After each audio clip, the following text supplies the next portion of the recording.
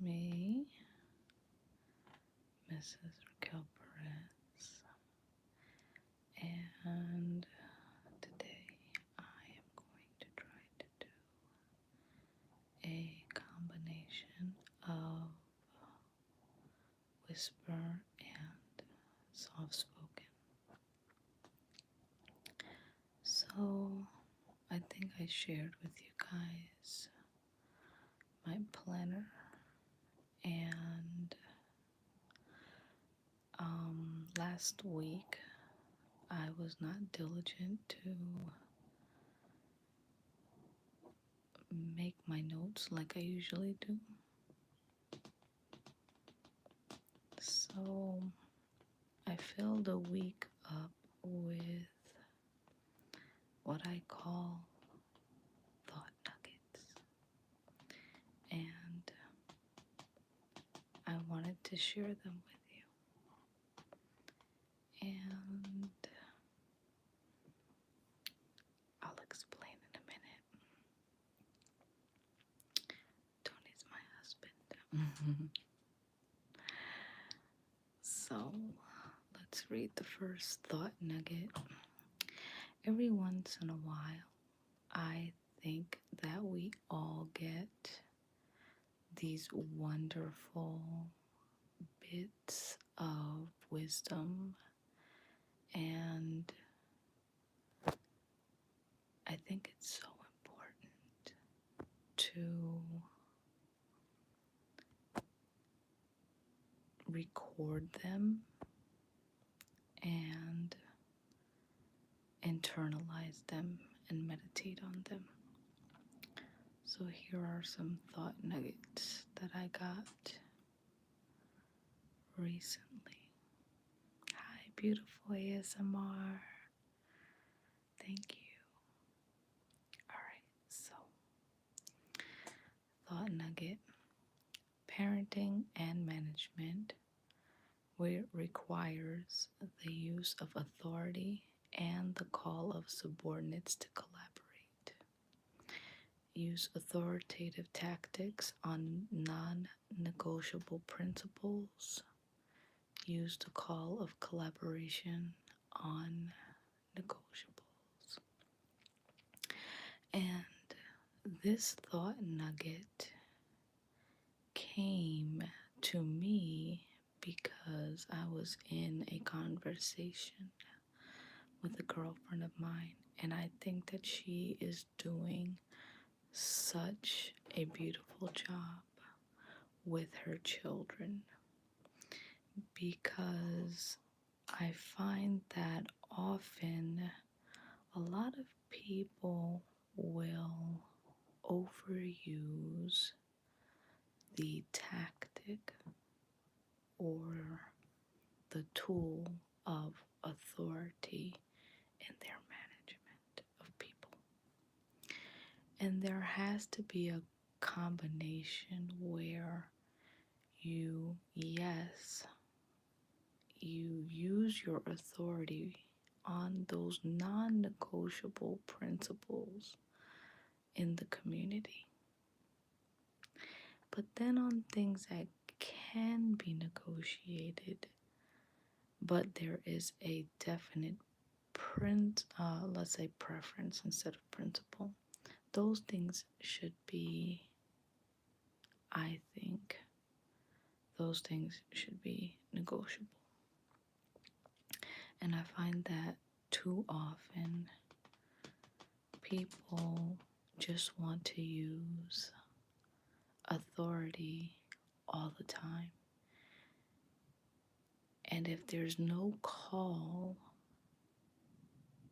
to ask people that are under your authority, to ask them to collaborate with you and give them good reasons to collaborate with you, I think what you'll end up doing is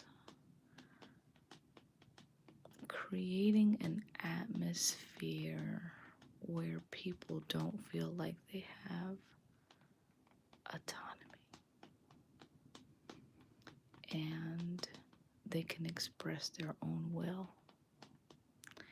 And when that happens, it usually provokes people to not want to collaborate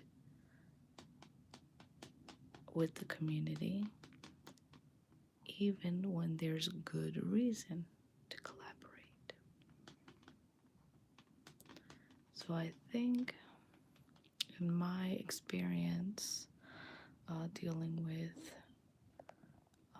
people that are parents and also people that are managers. I'm just going to put the phone down for 1 second. 1 second. Before I go into the next thought. But I think a lot of people end up just using authority and not realizing that when you override the will, when you're constantly overriding the will of people, you are provoking people to anger. I know that has happened to me. And I really appreciate when a manager that is over me takes the time to explain what the community is about, what my role in it is, and why it is so important for me to collaborate on certain preferences. And when they invite me to collaborate with my will, I find that I am happier. But if I'm just going to be a drone in the army, I don't want to be there. And just to prove a point, I'm going to perhaps show you that I don't have to cooperate with you. And I think we often provoke people to anger.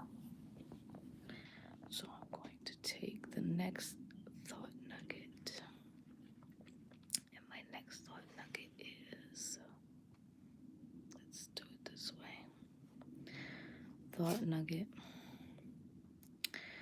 Life is too short to spend around toxic people and things.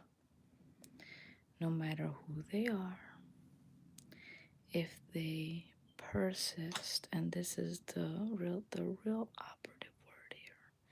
If they persist in toxic behavior, limit contact with these people up to and including exile. Mental health is critical. Now, before I elaborate on this, and I'll talk about this for 1 second. I am not a big fan of writing people off.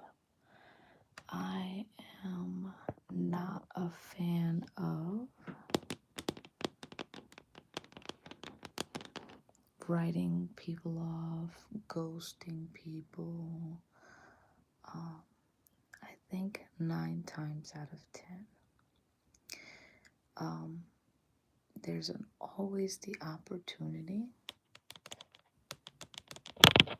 to speak with people and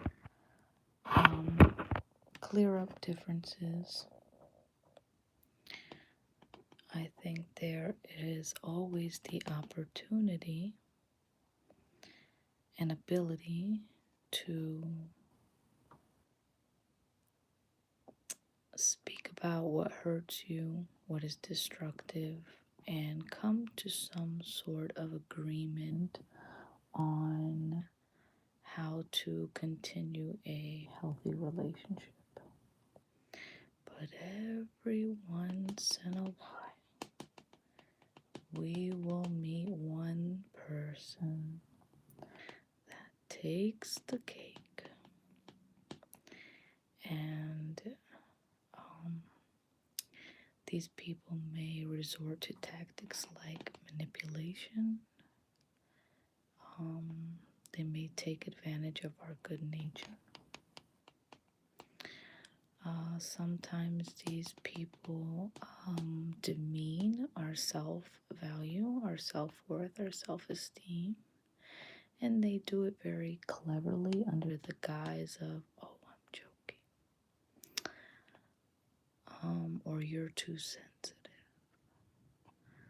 And for certain people that do not help us be our best selves, I think it is important when we find out or we have a sense that these people are in reality actually trying to hurt us, actually trying to harm us, actually trying to put us under their thumb, or they want us to feel inferior to them. Unfortunately, you have broken people like that. And they just refuse to change, or they refuse their bad habits after you've had conversations with them. I think it's important that we understand that we can't always help everyone. And sometimes some people have not earned the right to walk with us. I think it's the best way. I think I've had to cut maybe 2 to 3 relationships in my whole life. And trust me, it took me years before I did that. And it was never an easy thing for me. But I realized, unfortunately, that these people really did not have my best interest at heart. And that was such a sad conclusion, that they did not truly care for me. And the only reason that they were around was really because they were just curious to see what was going on in my life. And waiting for opportunity, or not waiting for opportunities, but waiting to see if something negative would happen to me. And I hope that none of you have ever had people like that in your life. But I can definitely tell you that for me, because I'm a sensitive soul, for me that's always like very difficult. So there were a few people that I just had to, make the effort of keeping my own sanity, and I don't want my own heart to be bitter and wish awful things on people. But let's go to the next thought nugget. My next thought nugget is know the difference between principles and preferences. Fight, if you must, over principles. Negotiate the preferences. Better relationships equals a better life. Definitely. Definitely. And that nugget, I would not say that I came up with that. I want to say that I heard that maybe in a sermon or some kind of, what is it called? Like a radio show. Best marriage advice that you can ever, ever, ever receive. Because once you really realize what is a principle versus what is a preference, it's easier for you to negotiate those things that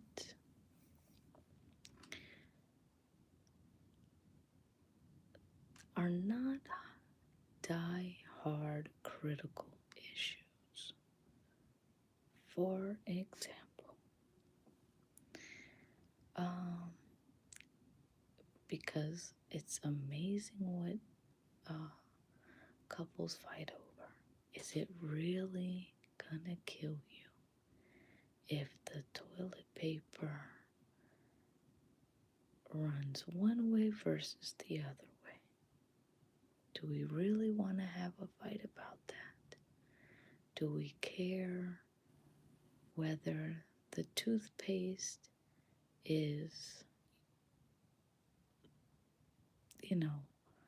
do you squish it in any fat spot or do you press from the bottom up? I mean, do you really want to have an argument over these silly things? The position of the couch, what kind of TV you're gonna have, whatever. There are certain things that are worth it. There are certain things. Now, how is the money going to be managed? That's a big deal. That is something that you're going to want to pay attention to. How is money going to be managed? Definitely something to, are you going to have a savings? How much are you going to save?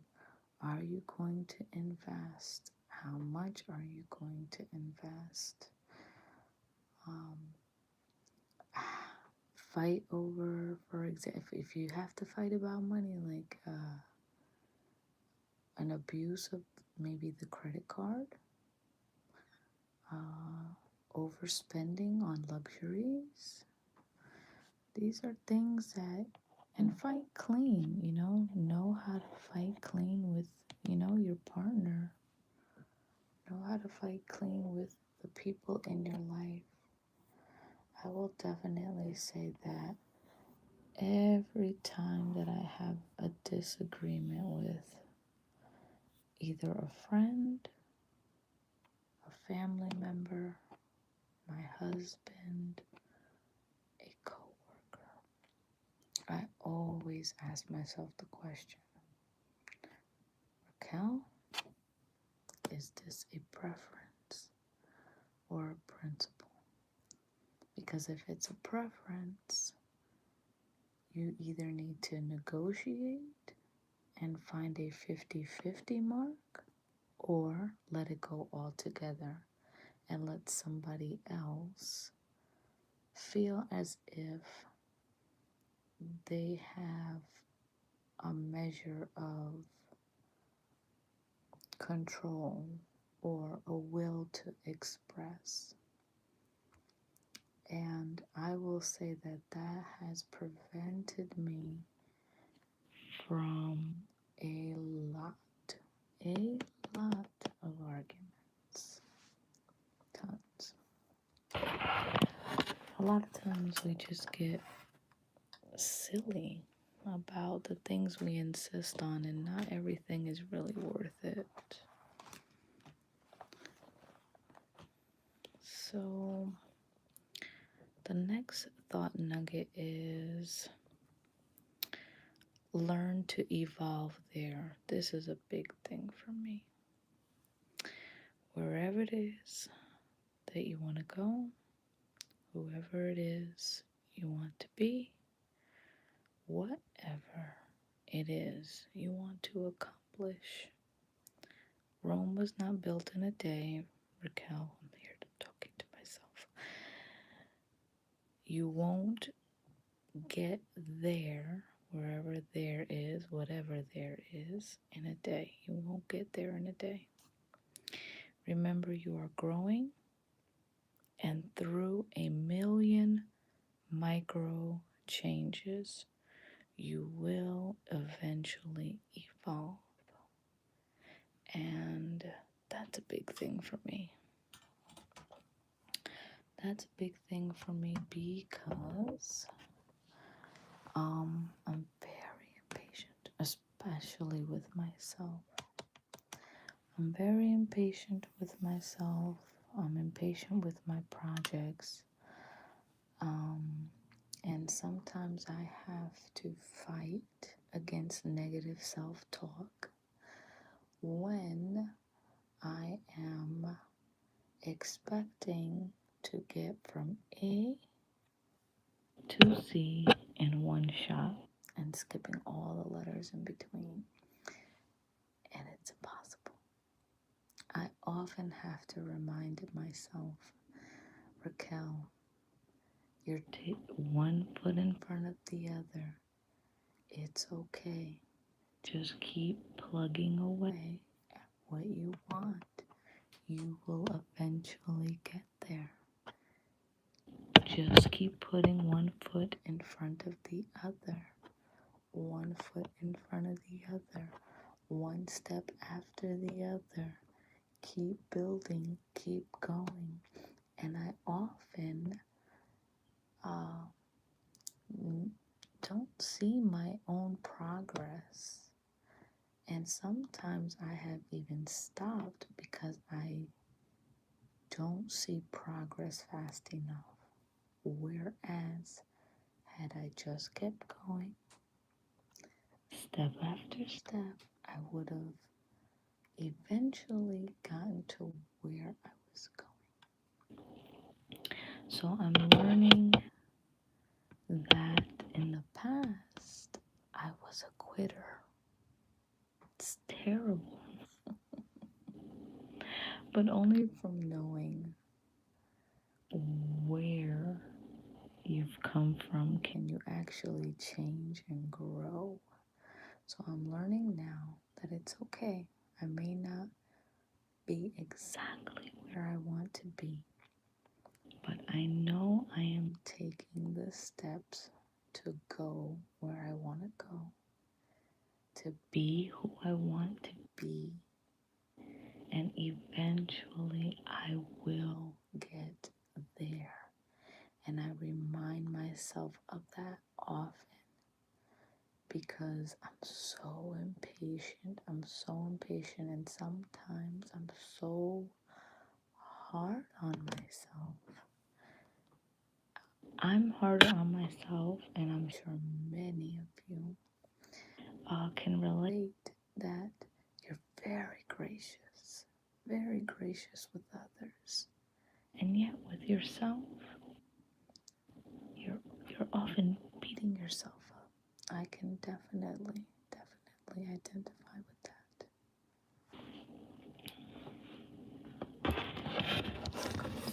Next thought nugget. So this thought nugget is people are too precious in God's sight, while some may insist on being toxic. Remember, not everyone is intentionally so. Some are so broken and jaded. Make room for forgiveness. Don't get weary in well doing. Love, love, love. And when you run out, ask God for more. This is a big thing for me. This is a big thing for me. Again, as as I've said before, I am a sensitive soul. I'm a sensitive soul, and in my younger years, I would, I guess, go away and pout if somebody hurt my feelings. I don't know how to explain it. I would just go pout and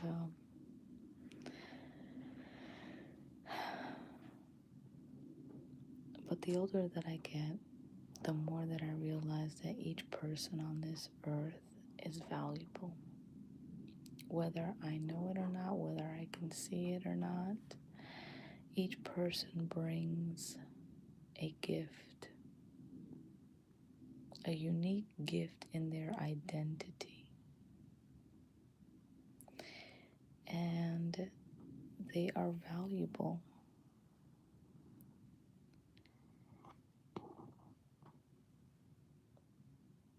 And just because you're hurt, it doesn't necessarily mean that the relationship is worth ending. And this is a big deal. This is something that we have to learn. Growth usually does not happen unless there is a measure of discomfort and pain. I wish we can learn with sunshine and roses all the time. But most of the time we can't.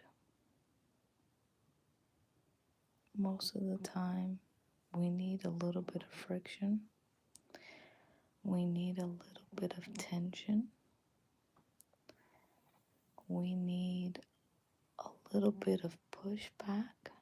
We need a little bit of stretching in our character. And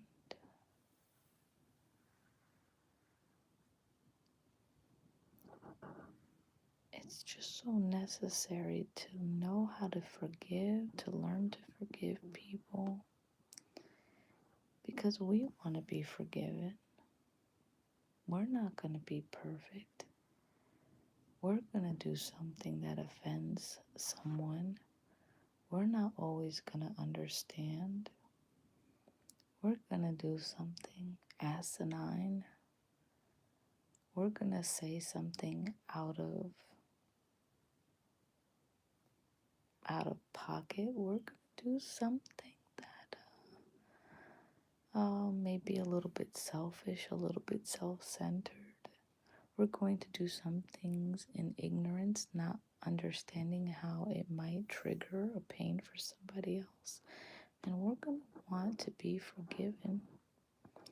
We're going to have values that are different from others. And